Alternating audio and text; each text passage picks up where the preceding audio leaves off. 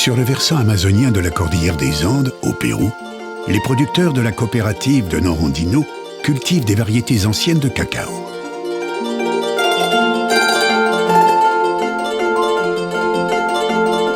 Le cacaoyer croît naturellement sous plusieurs étages de végétation.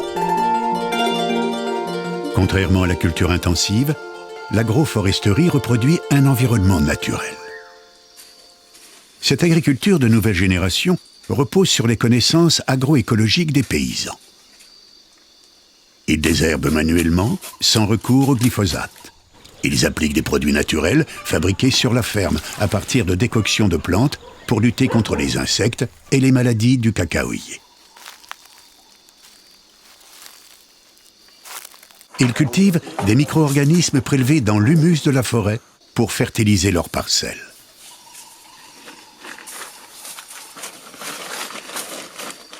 La taille d'entretien est également emblématique de la culture biologique. Il faut savoir regarder l'arbre, le comprendre. La taille lui donne une forme adaptée afin qu'il ne soit pas trop grand et qu'il puisse profiter au maximum de la lumière.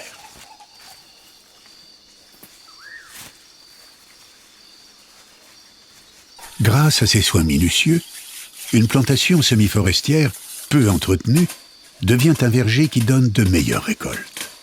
Ce mode de culture n'est possible que si les producteurs savent qu'ils peuvent vendre leurs récoltes à la coopérative Norandino à un prix équitable. Ils ont alors intérêt à investir du temps dans l'entretien des cacaoyères pour améliorer leur production en quantité et en qualité.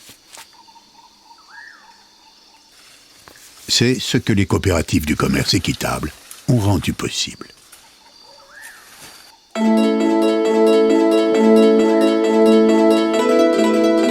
Parmi les nombreuses fleurs de cacaoyer qui apparaissent sur le tronc, seules quelques-unes deviendront des cabosses.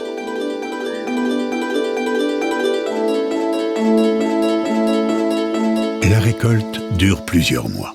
Chaque semaine, les producteurs vont cueillir les cabosses arrivées à maturité.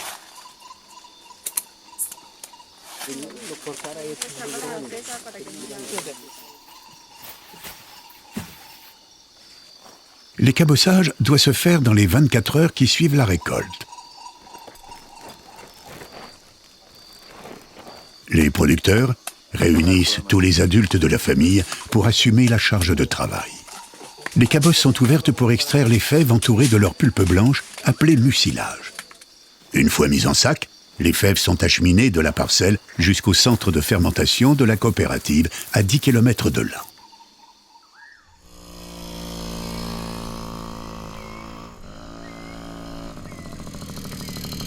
À son arrivée, la récolte est pesée. C'est à ce moment que se fait la transaction entre le paysan et la coopérative, en toute transparence. Il est payé un prix supérieur au prix du marché. Le cacao est un produit fermenté.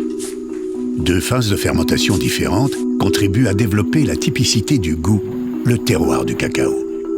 Les fèves entourées de leur pulpe sucrée sont d'abord mises pendant 48 heures à fermenter dans des caisses en bois. Le sucre de la pulpe se transforme en alcool. Pendant cette phase de fermentation alcoolique, la chaleur peut atteindre 50 degrés. Les fèves sont ensuite changées de caisse et brassées toutes les 24 heures pendant 2 à 3 jours. Ce brassage apporte l'air nécessaire à la fermentation acétique, comme pour le vinaigre. Cette seconde fermentation provoque la formation de molécules qui vont donner son goût au chocolat. Ce sont les précurseurs d'arômes. Comme en viticulture, ces étapes varient d'un lieu de production à l'autre pour s'adapter aux variétés de cacao et au terroir. Le bon déroulement de la fermentation est contrôlé régulièrement sur des échantillons. Les fèves fermentées sont ensuite séchées au soleil pendant 7 jours. Elles sont disposées sur des claies à l'air libre. Elles sèchent lentement afin que le vinaigre s'évapore et que les arômes se développent. Un dernier contrôle des fèves a lieu dans le magasin de stockage.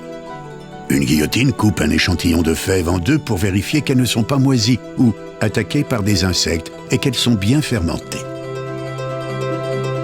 Les fèves séchées sont acheminées vers l'unité de torréfaction de la coopérative. C'est l'aboutissement de tout le travail des producteurs depuis de longs mois. Un savoir-faire qu'il faut valoriser et soutenir.